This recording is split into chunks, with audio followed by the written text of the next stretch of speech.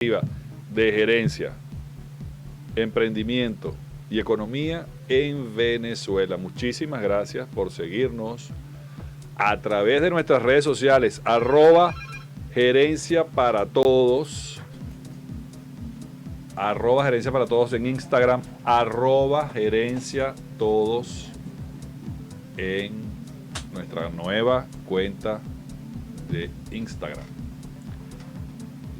Reviso, @gerencia todos en Twitter y @gerencia para todos en Instagram.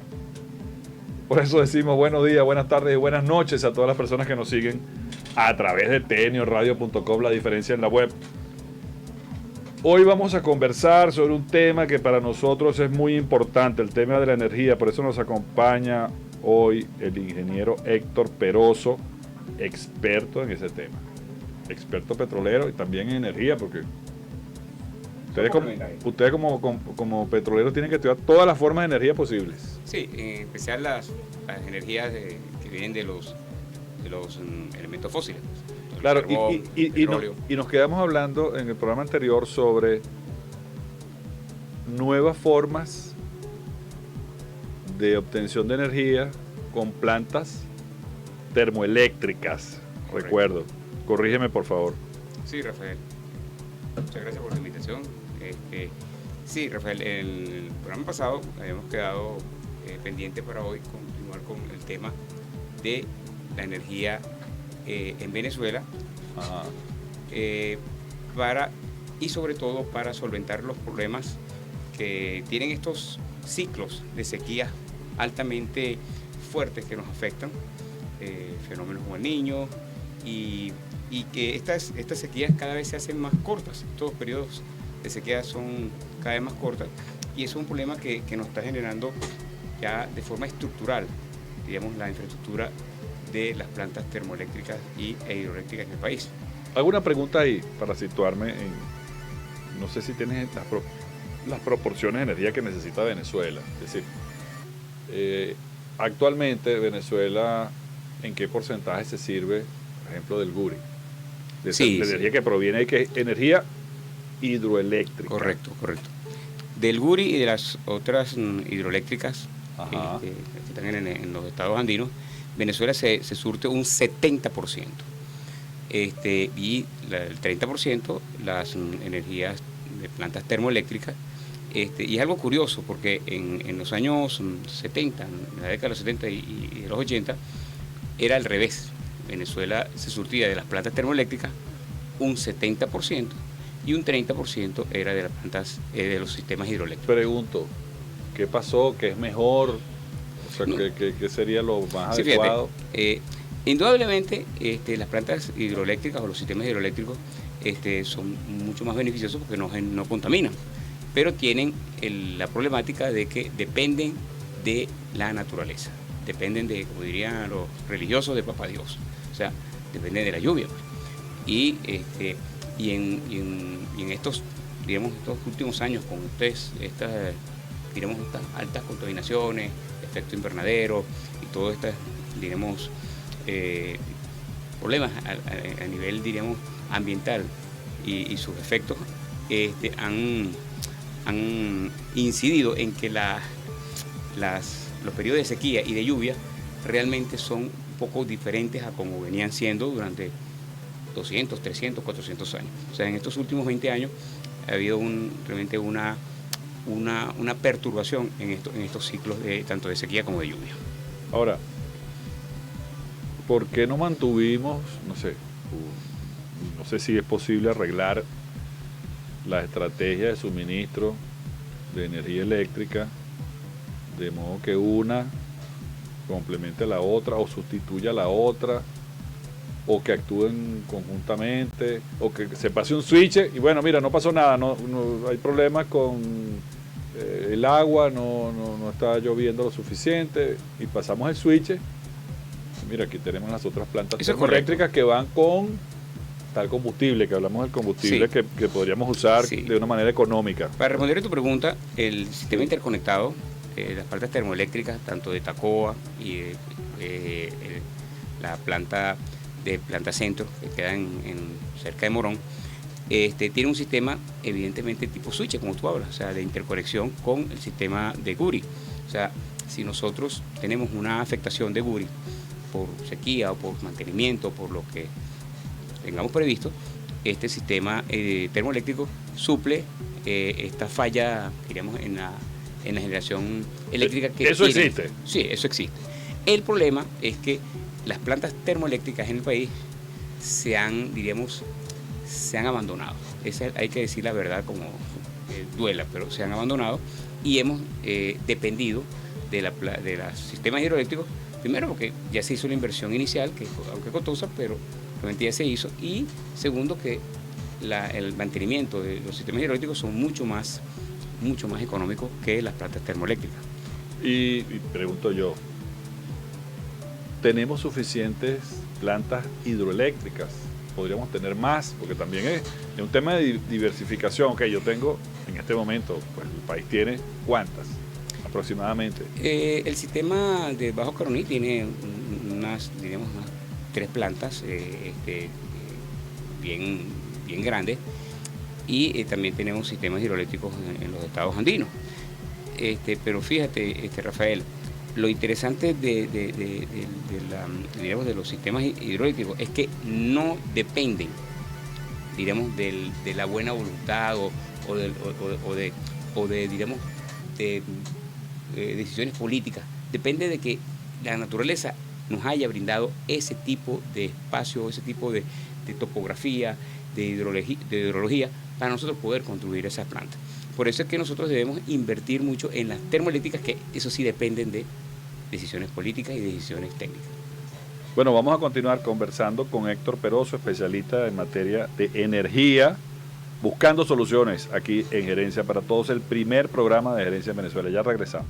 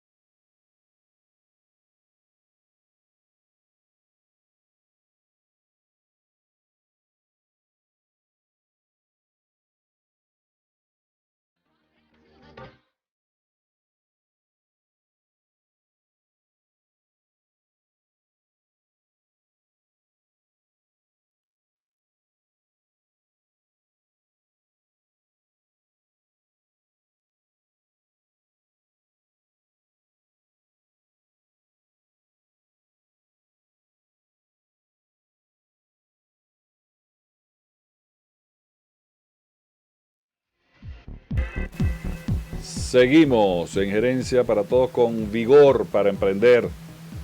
Aquí en el primer programa de economía, emprendimiento de Venezuela.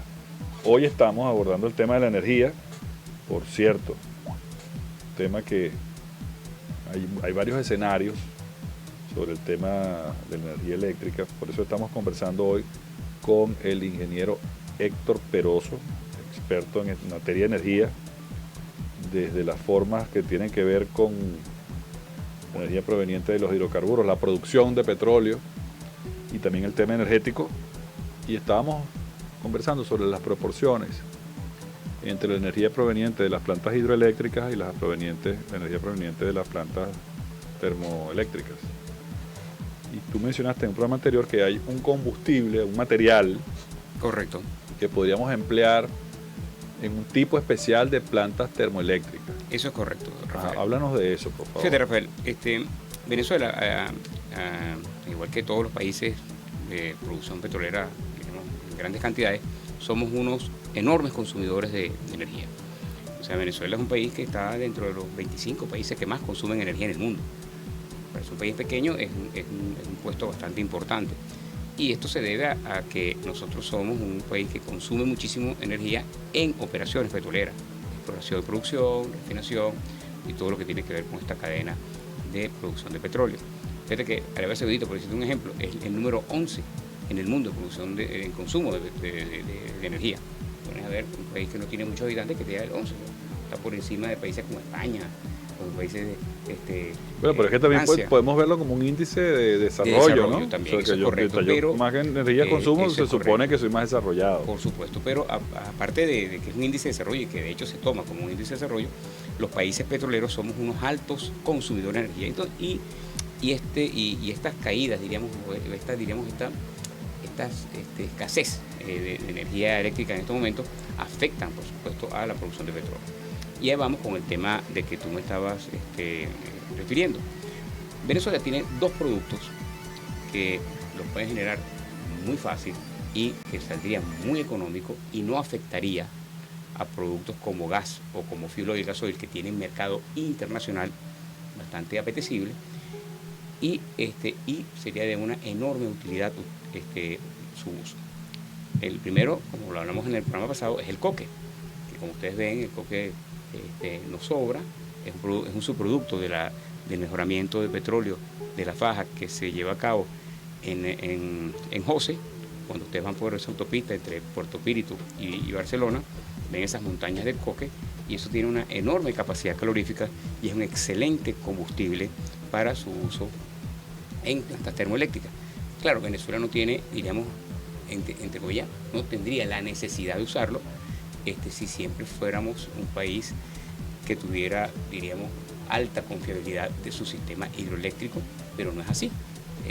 Pero además por razones estratégicas, vamos a suponer que fuera excelente y que tenemos múltiples fuentes de agua y muchísimas plantas hidroeléctricas, también es bueno por razones estratégicas tener opción termoeléctrica en caso de cualquier cosa. Pues. Claro, y también para uso por lo menos en poblaciones que no tienen sistema de distribución de energía, por lo menos también, ¿sabes? Inclusive en la isla Margarita, o por lo menos en los estados lejanos, Amazonas, del Tamacuro, Bolívar.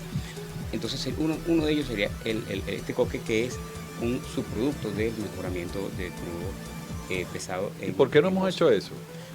Yo diría que falta, diríamos, de un poco de voluntad, tanto política como técnica, y tener una visión un poquito, diríamos, de emprendimiento, que tu programa tanto enseña. Yo creo que también hay un poco de emprendimiento porque hay que hacer unos pequeños ajustes. No es así que vamos a agarrar ese coque y lo vamos a quemar de una vez, no. Hay que hacer unos pequeños ajustes, sobre todo con la parte mental, porque como te había explicado en el programa anterior, este coque tiene un par de metales pesados que son un poquito, diríamos, nocivos al ambiente, pero con un tipo de filtrado, diríamos, en su sistema de gas de combustión, se podría recuperar sin problema. ¿Cuánta energía podría producirse con un sistema como este? Podría utilizarse con confiabilidad para el 40, el 30% de la energía que requiere el país. ¿Y en este momento se está haciendo algo en este sentido? No, para nada. No hay ninguna información de que haya algo. No, para nada. O sea, se está vendiendo este producto a China y a otros países para su uso en plantas termoeléctricas, pero en Venezuela no se tiene previsto ni siquiera un plan para su uso a corto plazo. Bueno, aquí vamos a hacer una campaña para que lo usemos. Y otra cosa importante, Héctor, es el hecho de los escenarios. O sea, por el día de hoy vamos a agotar este tema, vamos a seguir con este tema en la semana que viene, pero el tema de los escenarios, ¿cuáles son los posibles escenarios en los próximos meses en cuanto al tema de suministro eléctrico para todo el país? Todo depende de la época de lluvia o que se inicie la época de lluvia, que generalmente siempre se inicia, sobre todo los que vivimos en el interior del país. En Caracas es diferente, Caracas tiene un clima un poco atípico, pero los que vivimos en el llano, los que vivimos en las zonas del sur, del sureste y suroeste de Venezuela, sabemos que la época de lluvia empieza siempre a finales de abril, principios de mayo. Eso es algo así como que es casi que es matemático, sí. Esperemos entonces que este periodo de lluvia no se prolongue y que venga realmente con suficiente, diremos, caídas de agua que puedan volver a, diremos, entre comillas, recuperar el nivel del lago de Guri. Bueno, vamos a continuar conversando toda la semana con el ingeniero Héctor Peroso el tema energético en grandes términos. Ya regresamos en Gerencia para Todos. Vamos a conversar al regreso con el doctor Víctor Maldonado, director de la Cámara de Comercio de Caracas. Ya regresamos.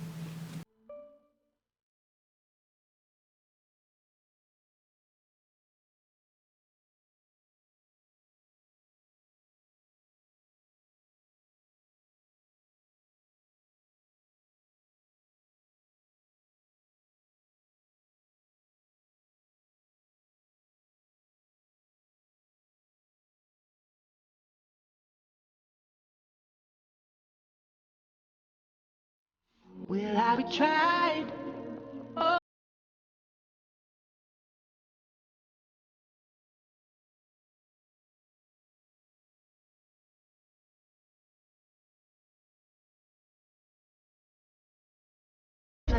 It's all a blow.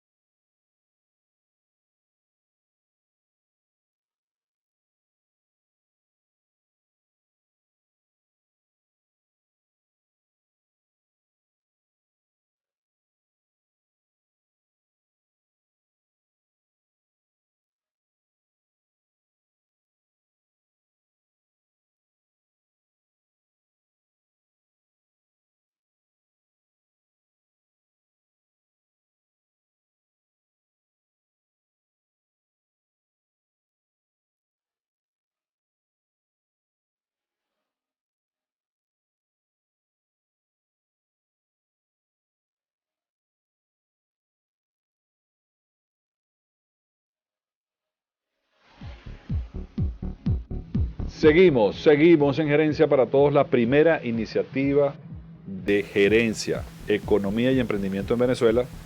Como les anuncié, está con nosotros el doctor Víctor Maldonado, quien es director ejecutivo de la Cámara de Caracas. Bienvenido.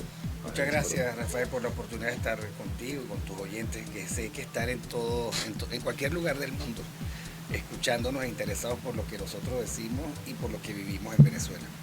Sí, quisiera comenzar por el hecho de que la Cámara de Caracas próximamente va a realizar nuevamente elecciones para elegir a sus autoridades. Así es, el 30 de marzo realizamos nuestra asamblea ordinaria, hay sucesión de presidentes, sale de la presidencia de la Junta Directiva Gastón Sardin, que estuvo allí al frente en los últimos 2 años, y asume la presidencia Pedro Pacheco, que es el socio principal de Pacheco, Piñeira y Asociados, la filial de Pricewaterhouse en Venezuela. Por cierto, me paro ahí, ustedes sí eligen con mucha frecuencia eligen nuevos presidentes. ¿No hay reelección ahí?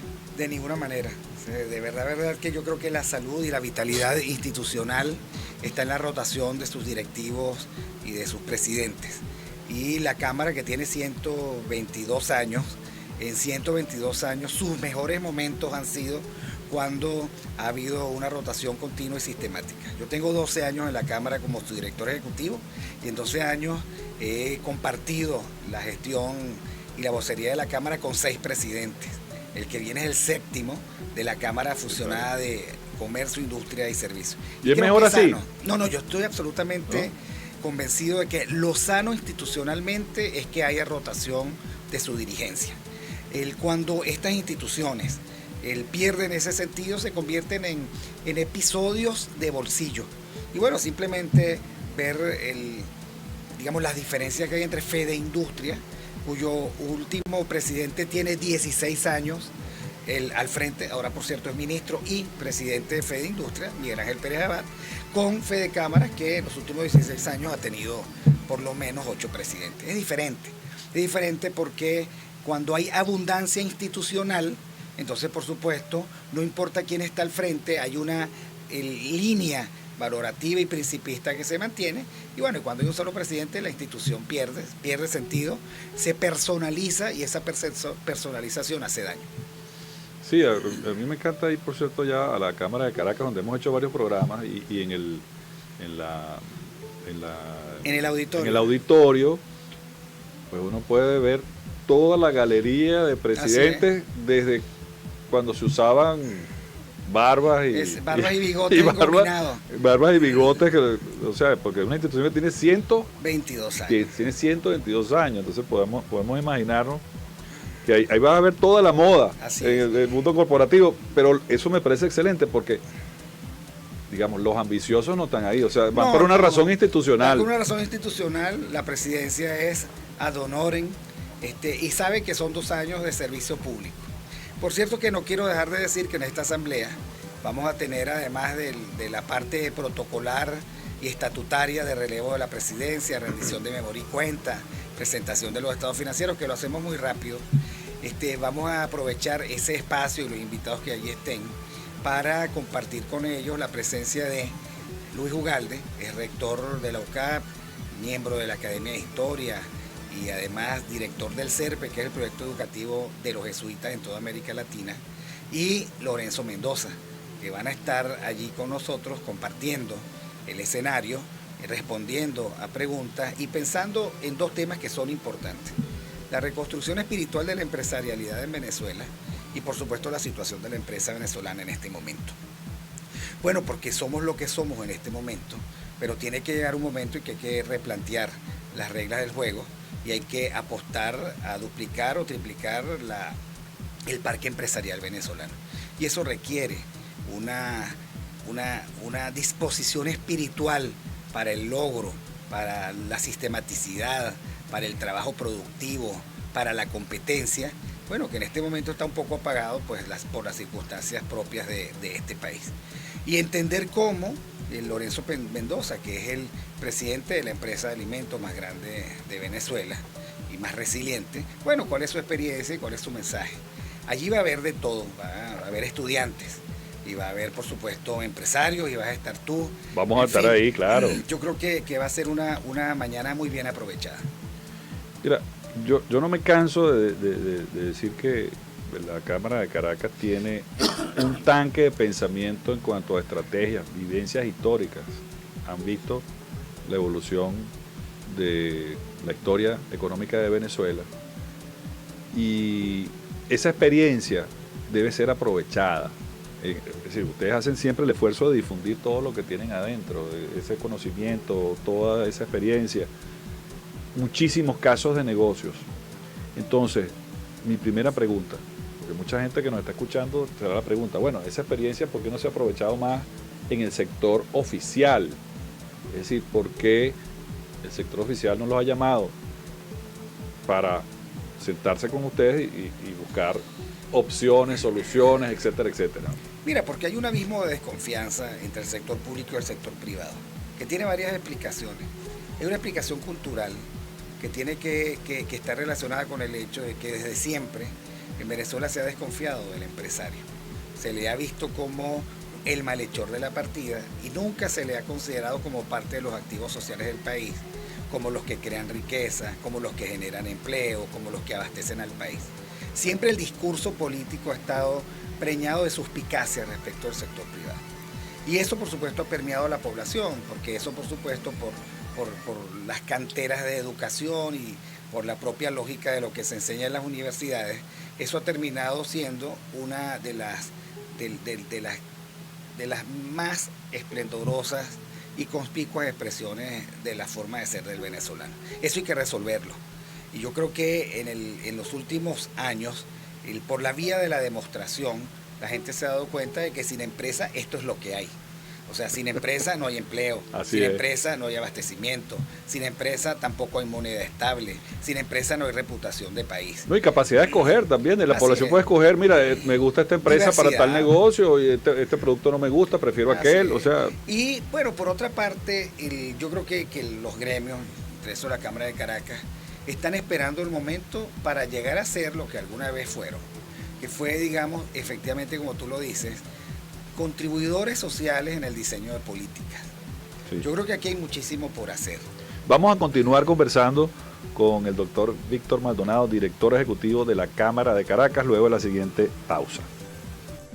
Inicio del espacio publicitario. Easy Taxi es un servicio innovador que funciona a través de teléfonos inteligentes, comprobado en más de 30 países y ahora también disponible en Venezuela. En Easy Taxi nuestra finalidad es conectar a conductores y pasajeros en busca de un traslado, haciéndolo más fácil, seguro y eficiente para todos.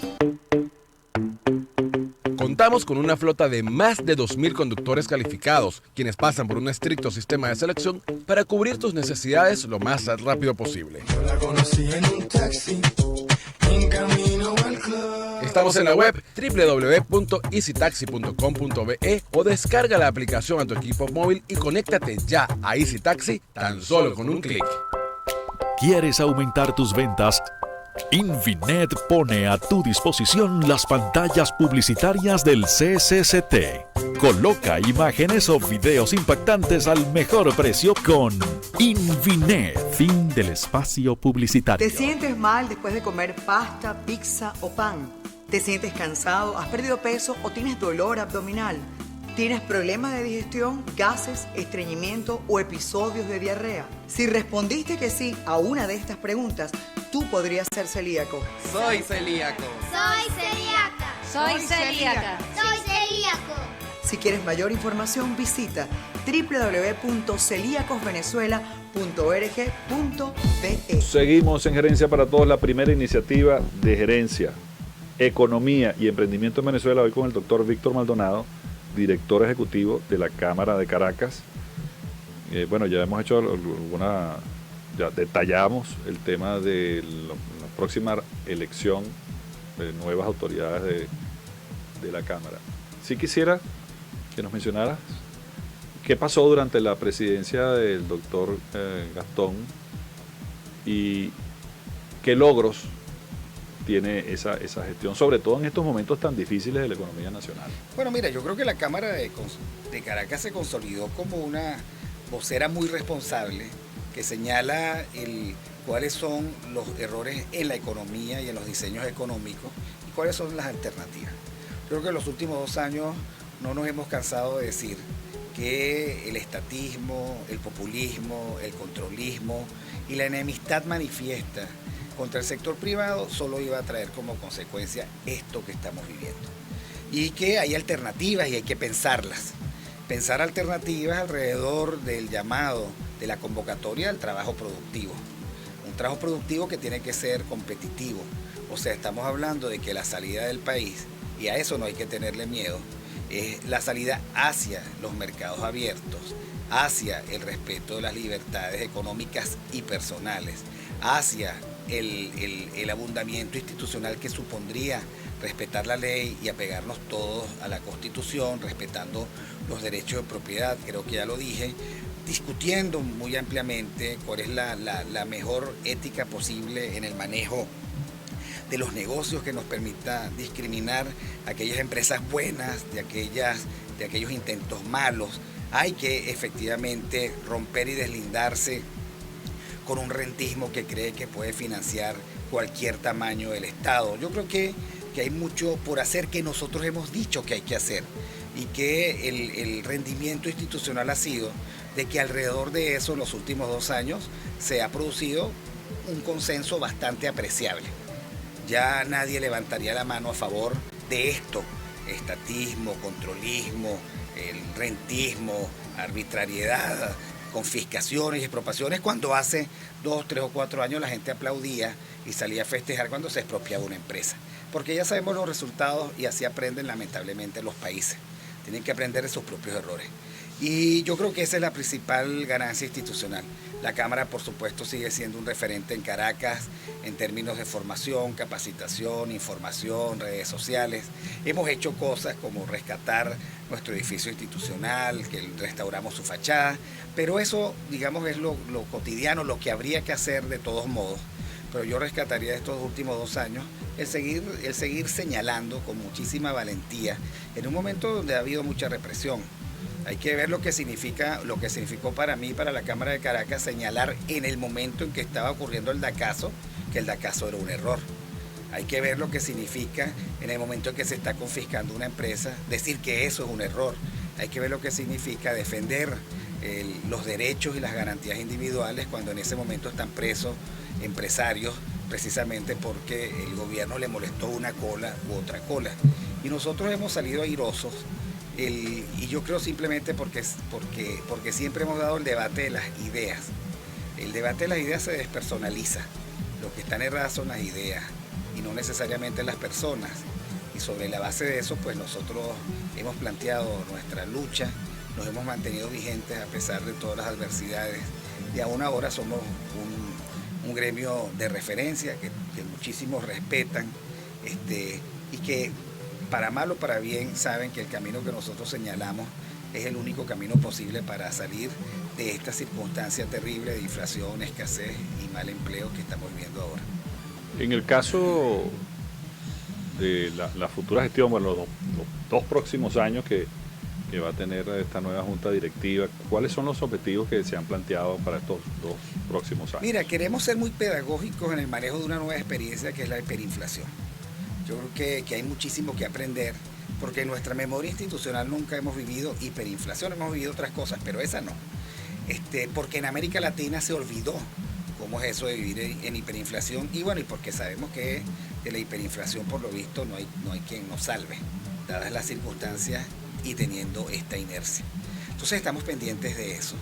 Estamos pendientes también en el ámbito legislativo de que no se sigan produciendo leyes populistas. Para nosotros la importante es la ley que garantizaría la devolución de los derechos de propiedad al país, porque un país solo puede salir adelante con el respeto por los derechos de propiedad. Y estando muy cautos en el sentido de que no todo discurso político que suene bien es apropiado. Yo creo que la enfermedad del populismo va más allá de los flancos unos y otros y forma parte, digamos, de las tentaciones que siempre tiene por delante el país. Y nosotros estamos muy atentos a eso para señalarlo. En la composición de la oferta que cualquier persona puede hacer para tener una posición pública, de ahora en adelante, pareciera que va a ser muy importante ese punto que tú mencionas. Es decir, bueno, ¿cuál es el componente de economía, de producción y de prosperidad que cualquiera de esas personas que está aspirando a una posición política coloca en el discurso? O sea, saber leer eso y, bueno, y detectar lo real, lo irreal o lo inconveniente que puede tener una oferta electoral de cualquier tipo, a cualquier nivel en ese sentido.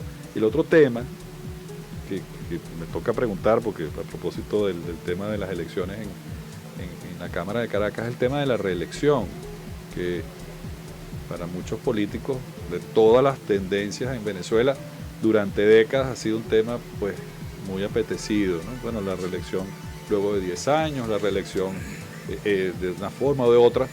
Bueno, el tiempo de esta sección se nos agotó de este tramo. Luego de la siguiente pausa, por favor, vamos a comentar eso. Ya regresamos.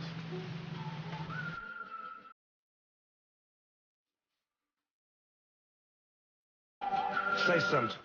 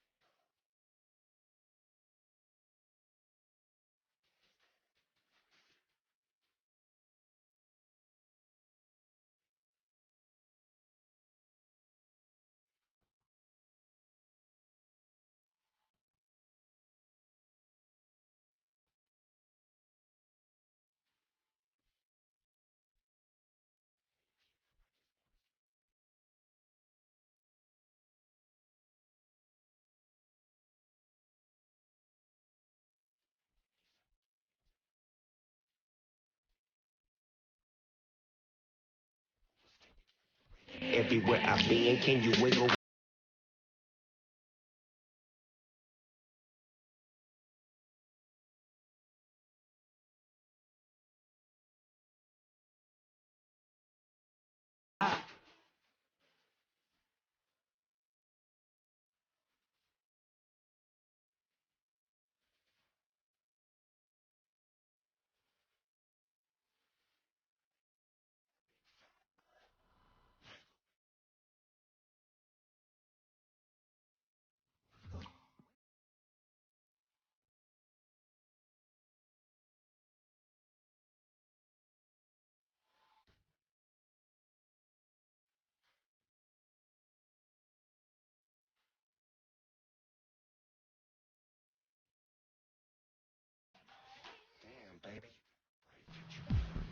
Seguimos en Gerencia para Todos. Hoy una conversación muy interesante con el doctor Víctor Maldonado, quien es el director ejecutivo de la Cámara de Caracas. Nos quedamos en el tema de las reelecciones o no.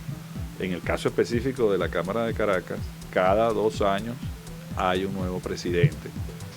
Y quería hacer como un símil o comparar esto con las instituciones de cualquier gobierno del mundo, además. Sí. Es decir, los segundos periodos, o los terceros, o los cuartos, depende de donde, el país que sea, versus esa tesis que tienen ustedes, que han sostenido durante muchos años, décadas, de, bueno, mira, cada 2 años tenemos una elección y hay un nuevo presidente. ¿Por qué ustedes tomaron esa decisión y cuáles creen ustedes que podrían ser las consecuencias específicamente que cree Víctor Maldonado en cuanto a eso, repetirlo en el caso de cualquier postulación de un cargo político? Mira, porque es la mejor forma posible de cuidar la institución. En el caso de la Cámara, nuestros presidentes han sido muy buenos, todos salen con muchísimo apoyo y respaldo, todos pudiesen tener méritos para quedarse, pero todos se van. Y eso es lo que hace que circule la institución y por lo tanto tenga siempre vitalidad. En los regímenes presidencialistas, la reelección es la puerta que se le abre al caudillismo, al populismo, a la demagogia y a la construcción, a la corrupción del poder, porque el poder absoluto corrompe absolutamente, como decía Lord Acton. Porque hay rendimientos decrecientes en el uso y en el ejercicio del poder. Creo que en América Latina y en el caso particular de Venezuela hay una confusión entre servicio público y poder, entre ejercer el gobierno y tener poder.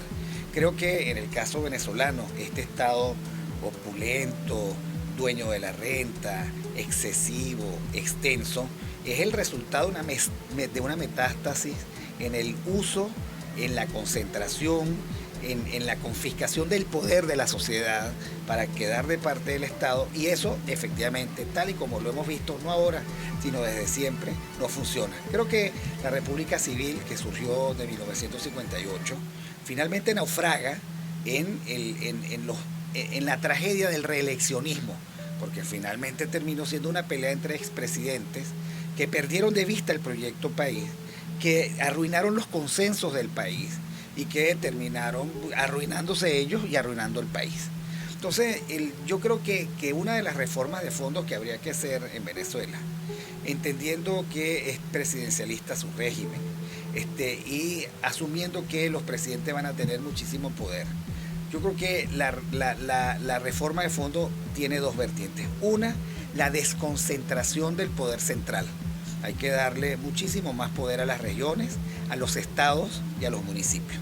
Y 2, hay que eliminar para siempre, la reelección presidencial. Que los que lleguen allí lleguen con espíritu de servicio público, que duren 5 años y que después se vayan a las universidades, dicten conferencias, tengan su biblioteca, echen su cuento y sirvan a nivel internacional para articular consenso. Ahora sucede que los presidentes latinoamericanos son muy útiles, y son muy útiles, por ejemplo, cuando países como Venezuela entran en crisis. Pero en serio, yo lo digo con muchísima pasión, porque alrededor de eso tengo muchísimo compromiso.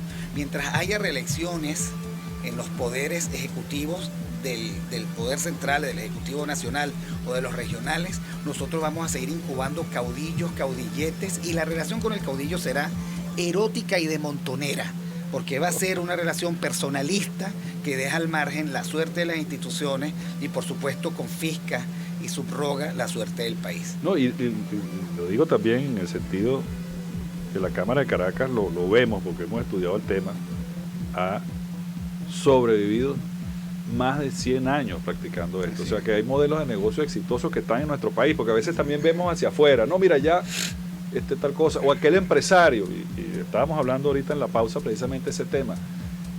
Hay muchos empresarios en Venezuela, en la historia de la economía, la gerencia y el emprendimiento en Venezuela, que son héroes hasta ahora desconocidos, que interesante que conversemos en próximos programas sobre ese tema, porque hay personas, hay empresarios que realmente su vida empresarial es inspiradora, y además crearon riqueza, prosperidad, y por lo menos en este programa queremos incentivar eso. Si hay más producción, si hay más prosperidad, más oportunidad hay de ayudar a los que están en una posición más débil. Así es, y yo creo que hay que echar el cuento de la República Civil, porque este es un país en donde se echa el cuento militar de la República.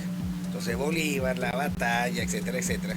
Y uno a veces se pregunta, oye, entre la Declaración de Independencia y la Declaración de la República, oye, no hay un civil ni para remedio, y sí los había. De la talla de Andrés Bello, algunas veces, de la talla de Rocio, o sea, los había. Y después en el resto del siglo XIX los había, y había comercio, y yo quiero anticipar que la República no se perdió en el fragor de las guerras civiles, porque había, digamos que, un quicio, un punto de equilibrio, que era su sector privado, que era su comercio. O sea, mientras Guzmán Blanco estaba pensando en cómo hacer otra revolución, o Cipriano Castro, bueno, aquí alguien estaba pensando en cómo construir el ferrocarril, cómo montar los telégrafos, cómo traer el primer carro a Venezuela, cómo explotar petróleo. Y eso no lo hacían los generales. Cómo instalar plantas eléctricas, cómo generar electricidad. Cómo electrificar, como en el caso de los Zuluaga. Y eso no lo pensaban los militares, porque los militares nunca han pensado en eso.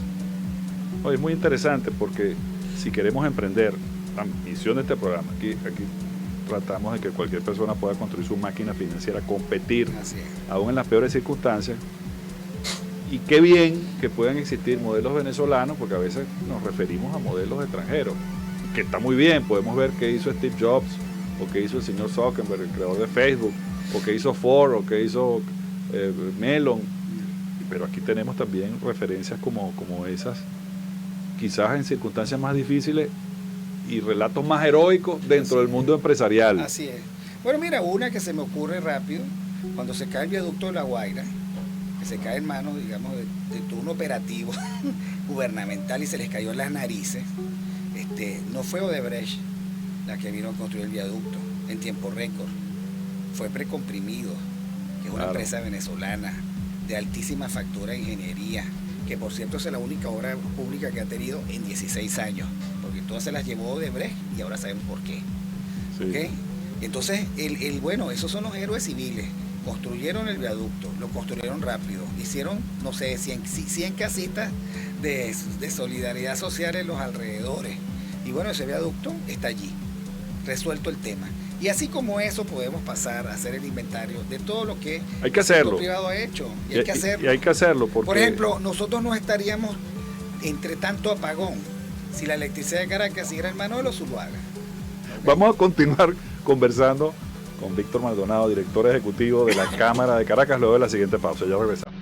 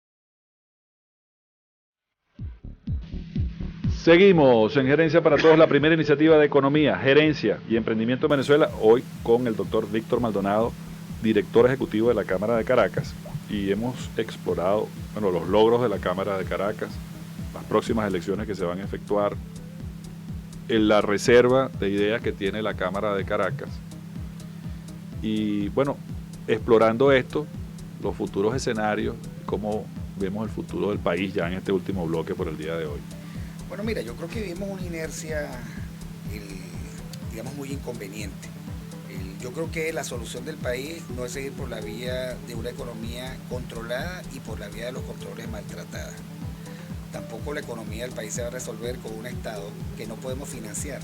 Si tú no lo quieres ver por la vía de lo ideológico, de los que creen el Estado limitado, bueno, la verdad sea dicha es que este tamaño del Estado, con 2.700.000 empleados públicos y 200 empresas que no rinden dividendos, sino que generan pérdidas, sobre los hombros de los venezolanos se ha convertido en tener que padecer la inflación más alta del mundo, porque el gobierno, para poder financiar ese Estado, se ha dedicado a imprimir dinero inorgánico para supuestamente honrar sus obligaciones, y eso ha metido al país en un inmenso problema.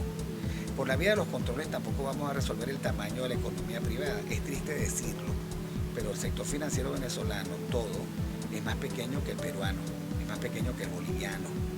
O sea, nosotros hemos enanizado, hemos convertido la economía privada en una economía bonsai, pero el sector público no la ha complementado, sino que se ha convertido en un lastre para el país. Ahora, eso hay que resolverlo, entonces hay que achicar el Estado. No podemos financiar 200 empresas públicas que pasan desde una heladería, una fábrica procesadora de plátano, hasta el monopolio siderúrgico. Tampoco podemos seguir admitiendo una PDVSA poderosa e irresponsable como la que tenemos, que además tiene una deuda con el Banco Central de Venezuela que no hay forma de cuantificar, porque dependiendo del tipo de cambio pueden ser 200.000 millones de dólares o 15.000 millones de dólares, pero igual es mucho dinero. No podemos seguir con eso y no podemos seguir metiéndole torniquete al sector privado, que aún con torniquetes todavía tiene abierta, y de allí la heroicidad de eso que Mario Vargas se llamaba el héroe discreto. Bueno, son 500.000 empresas, unos 400.000 empresarios que abren todos los días, que emplean a 5 millones de trabajadores en el empleo formal. Y que de hecho están supliendo las necesidades de la población en Venezuela. Bien, ese sector allí precisamente. Es donde se consigue lo poco que hay.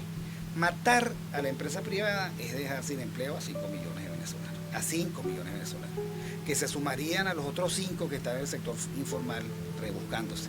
Ese no es un país. Deberíamos más bien incorporar a los 5 que están en el sector informal a empleos productivos. Y yo creo que ese es el desafío. No, inclusive para el Estado sería excelente, porque cobraría más impuestos. Pero es que hay que verlo desde el punto de vista de lo que planteamos en el segmento anterior. Es que no es un tema de poder, sino de servicio público. Mientras el Estado se vea como una obsesión de poder, entonces habrá estados grandes que aniquilen al sector privado y los estados pequeños que cumplan su cometido. Cuando nosotros cambiemos el paradigma del poder, de la acumulación del poder, al paradigma del servicio público, tendremos estados pequeños, descentralizados, muy eficientes, y un sector privado también atomizado, con 1 millón o 2 millones de empresas, que son las que deberíamos tener, cada una de ellas haciendo lo suyo, y ganarán allí las más competitivas y perderán definitivamente las menos competitivas y serán sustituidas por otras. Como aquí decimos, obrar como la naturaleza, hacer lo necesario y hacerlo bien. Así es. Bueno, muchísimas gracias al doctor Víctor Maldonado por estar aquí con nosotros en Gerencia para Todos. Bueno, y lo tendremos aquí toda la semana al equipo de la Cámara de Caracas. También queremos saludar a nuestros amigos de CEDICE, al Centro de Arbitraje de la Cámara, y una serie de servicios que tiene la Cámara de Caracas que están para servir a todos los emprendedores y a la población en Venezuela. A todas las personas que nos escuchan a través de la señal de tnoradio.com, queremos agradecerles la sintonía, que continúen con nosotros, y los esperamos mañana a las 4 de la tarde. Como siempre decimos, buenos días, buenas tardes y buenas noches a todas las personas que nos siguen en Venezuela y el mundo. Que tengan un productivo día. Aún quedan